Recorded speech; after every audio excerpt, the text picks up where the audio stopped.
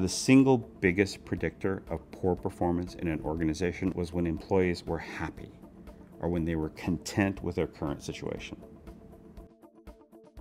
Most people were skeptical about our research premise. There was a point in almost every interview when folks would look around, shut the door, and say, okay, let me tell you how I really do it. And what we discovered is that we had sort of tripped onto the dirty little secret of management, which was that there weren't a whole lot of rules out there about how to manage conflict productively, but all of these leaders intuitively introduced and raised conflict levels or lowered conflict levels depending upon situations. And it was our job to figure out, how to do that and what they were actually doing. So we wrote The Right Fight to be a practical guide for leaders to learn these skills and to bring them into their organizations in effective ways.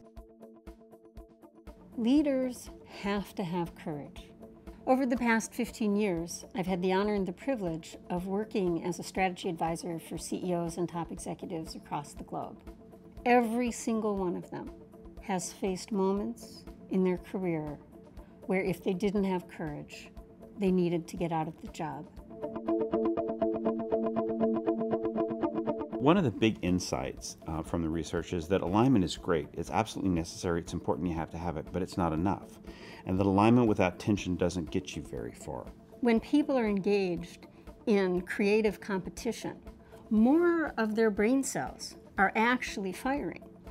The metaphor we like to think of is a sailboat. Alignment is like the mast, and without a good solid mast, you're not going to get anywhere. But if you're out in the middle of the ocean and you don't have a sail to catch the wind, you're also not going to get anywhere.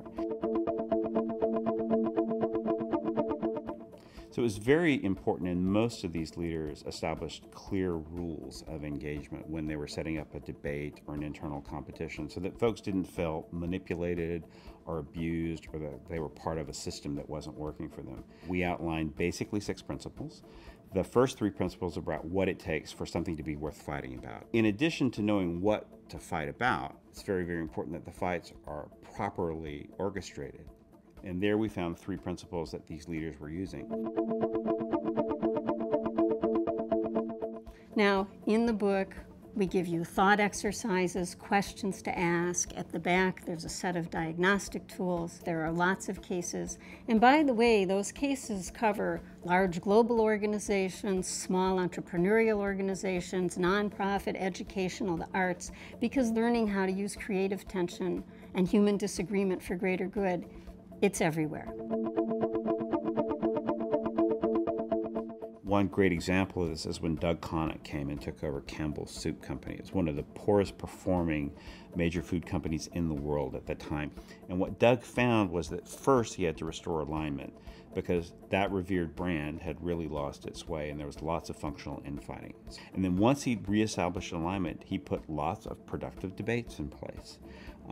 They reinvigorated the product innovation pipeline. They put a lot of supply chain innovation into the market. And in 5 years, they were one of the top performing food companies in the world today. This book is really written for leaders at all levels. It's not good enough to look at the top and say, if only they would stop fighting then.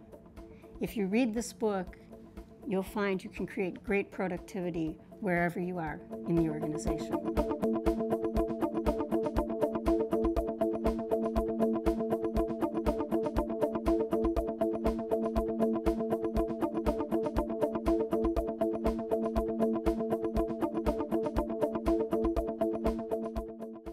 We fundamentally believe that these principles will be required for the next generation of leaders.